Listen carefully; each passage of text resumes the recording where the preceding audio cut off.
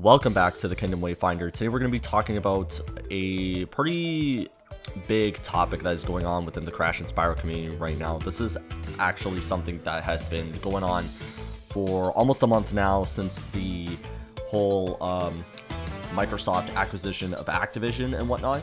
And the big thing that a lot of people have been talking about, their main concern has nothing to do with is Crash and Spyro in good hands, or is is it going to be exclusive and everything because it's Microsoft and blah blah blah blah blah. It's not going to be on PlayStation. Yeah, there's all those concerns, but if there's one thing a lot of people are even talking about right now, or that people are talking about right now, is their number one big concern, which shouldn't really be a concern at all, because this is something that was literally debunked before the conversation even began, and that has to do with now that Crash and Spyro are basically owned by Microsoft. Does this mean that Crash and Spyro are dead because Banjo is dead and he doesn't have a new game?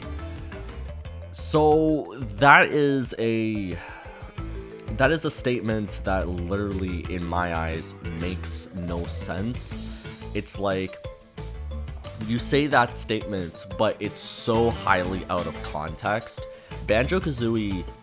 Okay, so basically with Banjo-Kazooie and everything, and this is why everyone's concerned is, oh, Crash and Spyro are not going to get new games because Banjo-Kazooie didn't get Banjo 3 and hasn't had anything besides being in Smash. Therefore, Microsoft doesn't care about the IP. Therefore, it's going to be the same with Crash and Spyro. They're not going to care. Therefore, they're going to be dead like Banjo. That is wrong. That is so highly out of context, and that is a statement that makes no sense. I'm going to explain why. So with Banjo-Kazooie, the whole Banjo-Kazooie situation is, it's not that Microsoft doesn't want to do anything with Banjo. It's that with Microsoft is actually the most what can I say, or how can I say it? They're the most open to game development and IPs and whatnot. When you have studios like Sony or Nintendo, or Activision, obviously as a studio and whatnot, or as a publisher, I can say, not a studio. A lot of the time, especially with Activision, best example I can give is that Toys for Bob, Vicarious Visions, well, the former Vicarious Visions, because BB's gone now, and Beanox or Treyarch, Raven Software, all these studios, they don't really get to choose what they want to work on, if you know what I mean. It's Activision saying, here you go, you're going to work on this game, no ifs, no buts about it, go make it, go do it. Now, with Toys for Bob, this obviously had worked out for the long run, because they got to work on Skylanders, then they got to work on Spyro, then they got to work on Crash, and then they were put on Call of Duty without a choice at all. And then you have Sony as an example, who is making Naughty Dog remake The Last of Us, if you guys don't know. That has been rumored for pretty much about a year now that they're going to be remaking The Last of Us. It hasn't been revealed yet, but that is going to be a thing. But that's the example. With Microsoft isn't like that. They're more so like, whatever you guys want to work on, we'll give you the funds for it. Like, basically what Phil Spencer does is, like, he goes to these studios, he's like, all right, what do you guys do best? What do you want to work on?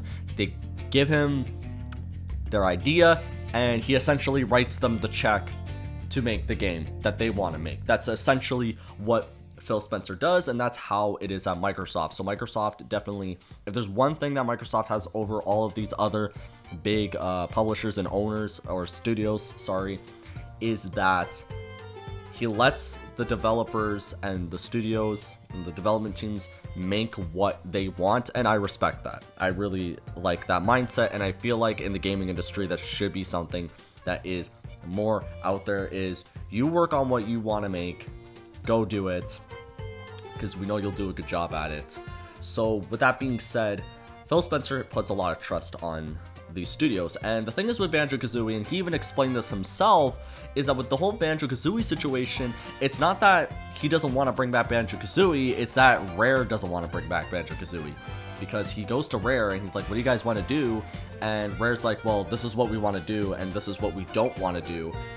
And basically Rare just wants to make new IPs, which is fine, you know what I mean? Now, I'm not saying Banjo can't ever come back, maybe Toys for Bob could do it, which will be a video I'll make sometime in the future.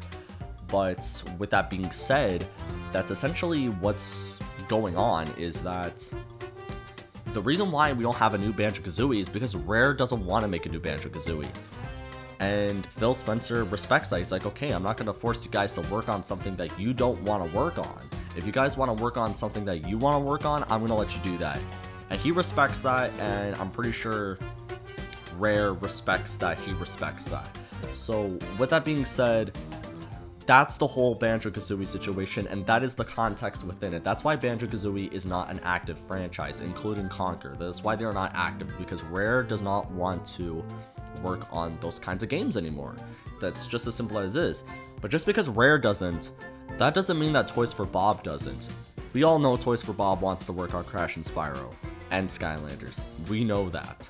And when Phil goes to them and he asks them, what do you guys want to work on? They'll tell him what he wants to work on, which is most likely those 3 franchises I just listed, and he'll let them do it. He will let them work on Crash, Spyro, Skylanders, whatever they want to work on.